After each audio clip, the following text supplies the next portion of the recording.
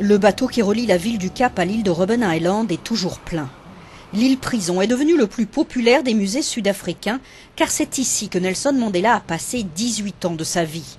Et son ancien gardien de prison, le voilà, il y travaille encore, il est responsable de la boutique de souvenirs de Robben Island.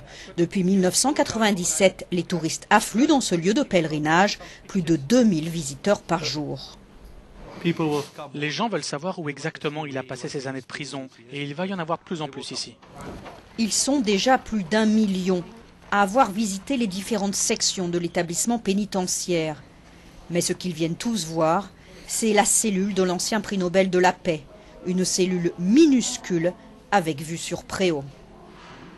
Nelson Mandela est plusieurs fois retourné sur son île pour montrer qu'il savait encore casser la pierre et qu'il n'avait jamais perdu son légendaire sens de l'humour.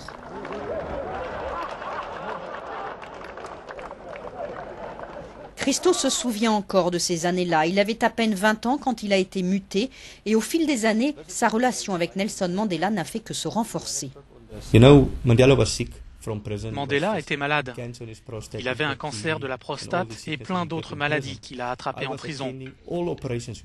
J'assistais à toutes les opérations de Mandela. J'étais dans la salle d'opération lorsqu'on lui a ouvert le crâne et également pour son opération de la prostate. À cette époque, on ne faisait pas confiance aux médecins. Christo collectionne les souvenirs, mais son objet préféré, c'est cette raquette de tennis qui lui a été offerte par Nelson Mandela. Le jour où il a été transféré à la prison de Victor Vorster, il m'a donné ces 2 raquettes de tennis. Il m'a dit que c'était pour mes 2 fils, pour qu'ils s'entraînent au tennis. Et il y a un autre geste que Christo n'oubliera jamais. Madiba finançait les études de ses enfants et quand l'aîné s'est tué dans un accident de voiture, l'ancien prisonnier a consolé l'ancien geôlier.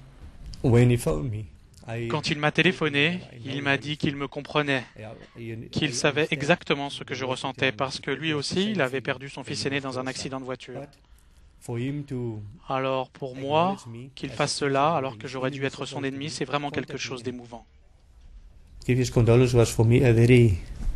20 ans après la libération de Nelson Mandela, Christo Brandt continue inlassablement ses navettes pour raconter ses souvenirs de cellules. Mandela, le champion de la réconciliation, avait changé sa vie comme la vie de millions d'autres Sud-Africains.